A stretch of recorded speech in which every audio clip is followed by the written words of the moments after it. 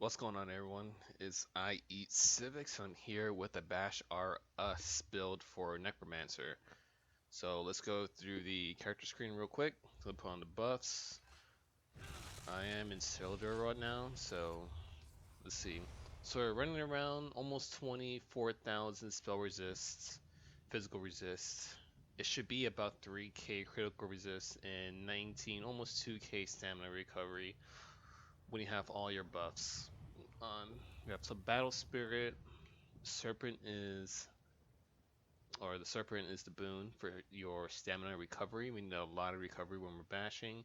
Vampirism is completely optional. I'll tell you the downsides and the upsides of vampirism, and my vampirism isn't even all the way up. We're using dubious for our food, and I just want to show you my bonuses here. I have a couple of bonuses here that are messing up my stats.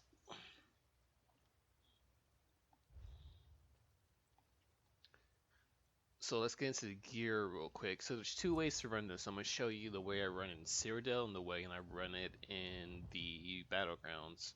So going into Cyrodiil, we use Vicious Death and Fury with Bloodspawn. So Vicious Death, doesn't I just have a mace here, but make sure it's Nirnhorn with a poison damage enchant golded out.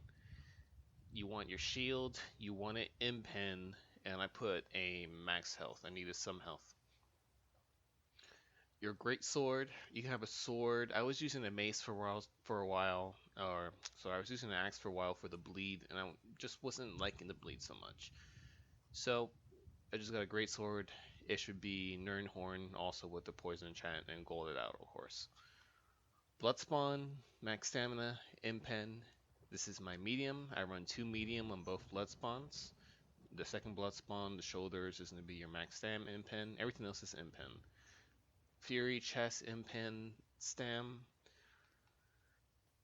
It's gonna be the belt, impen, gloves, impen, pants, impen, feet, impen. Everything is a stamina champ. Back down because we want to be 1, 2, 3, 4, 5 heavy and 2 medium. Remember, Vicious Death has to be on the jewelry. So, neck of Vicious Death. I made this one robust with some stamina recovery, and the last two rings are both also robust with weapon damage. So that's our gear. Now, if you want to run this as for BGs, you take out Vicious Death and you put on 7th Legion, and it's all the same stats. Alright, down to the skills. So, front bar, this is going to be your sword and shield. We have Invasion. This is very important when we're bashing. Sometimes Necromancer has awful, awful, awful movement. Invasion is a great way for us to move around where we need to and get to somewhere when we're stunning them. Heroic Slash, this is a great way to get our ultimate up since our ultimates are very expensive. Expunge and Modify. I love this skill, especially in my front bar. You can sit in oils, do whatever you have to do, and you just keep getting rid of anything, and you're getting matching on stamina back.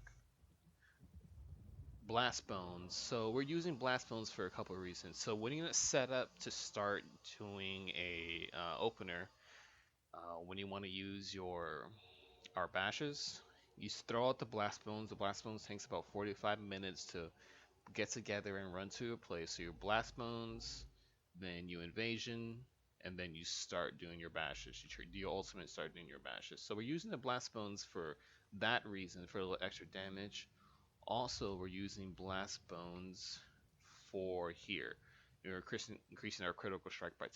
It's not a lot, but it's something for sure. Then resolving vigor, we need the vigor, and then the reason this build is here is pummeling Goliath. So up in our back bar, we're using Executioner. So this is a lot when you're waiting for your Goliaths to come around or you're waiting for groups to group up. You're in the front bar, you're evasioning everywhere using your Executioner when anything's under 50%.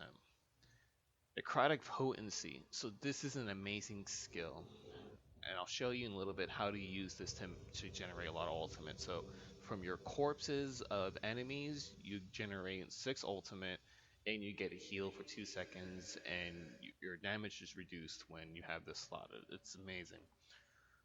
I'll show you more about this a little bit later. We're using Spirit Guardians. This really is because the duration is 16 seconds. The other, I like the other one better because you get a better heal, but I just can't fit that 8 second duration within my rotation. You spend way too much time just popping it up.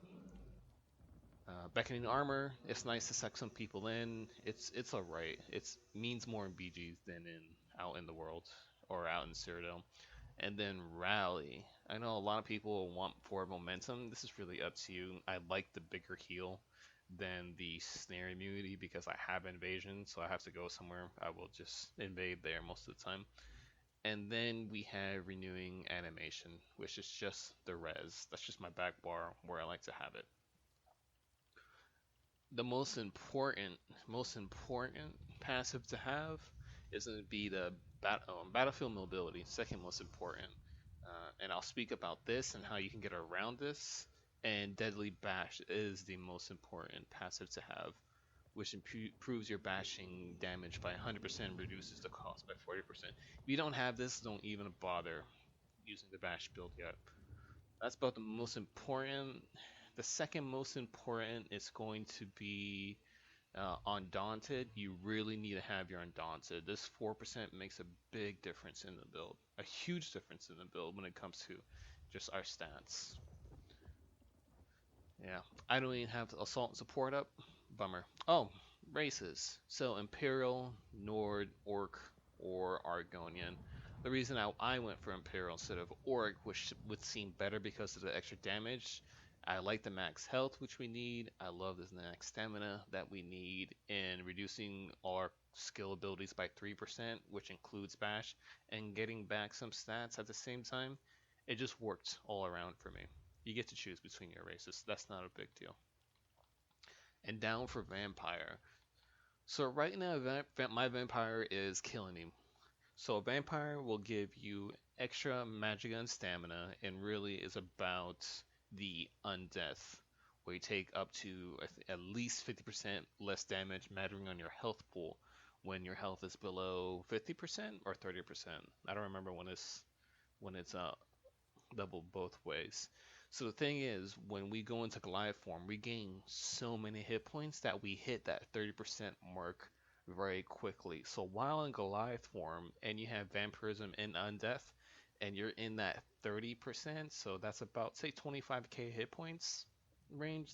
Let's say, because if we're about 70 something thousand hit points, say 20% hit points, you're going to be taking a whole lot of less damage, which is very good for us. So we can really abuse this. Um, it's a bummer when you're fighting ball groups because you do take that extra fire damage, but you can go with this or you can not go with this. This is really up to you, and I just want it because I like to play at low hit points all the time in my groups, and extra magica recovery is really nice. Now for the champion points. Champion points I'm going to be updating as I go, and as I learn this build a little bit more. I worked a lot with it in PTS, and I changed my mind about my champion points, but this is where I have it so far, and this is more Cyrodiil based. So 15 into Warlord, 15 into Bash. 15 Tenacity, I like those heavy attacks. Sometimes I just need some stats back. 75 Calf. This is really high, and you could take some out and put some more into bashing focus if you want. That's really up to you. Especially if you're a vampire, when I get into full vampirism, I will be taking at least 10 out of Mooncalf. 30 into Shadow Ward. I block some tumbling. I roll a lot. Befoul. So this is really just from your blast bones. If you don't care about the befoul, you can spread your 35 points elsewhere. You can get your bashing focus up. You can put a little more into warlord, a little more into tenacity. If you're a vampire, don't put into healthy. If you're not a vampire, you can if you want. That actually would be a waste, but little ward. These 35 points is really where you have the play. But I like the befoul. I like, especially if you're fighting in BGs, this befoul means a whole lot more. Out in Cyrodiil, not as much because you're fighting so many people, but always is going to be useful. 27 into blessed. I have 20 into physical weapon expert. I'm just light attacking a lot while I'm trying to gain the ultimate, so might as well do some damage. Masters at arms 56. Then we have precise strikes 56, 55 piercing, and 55 mighty. Ironclad we have 57%. This is especially important in BGs. Resistance 50. And I have 43 hardy, 43 defender, and thick skin 40 with a 37 on recovery.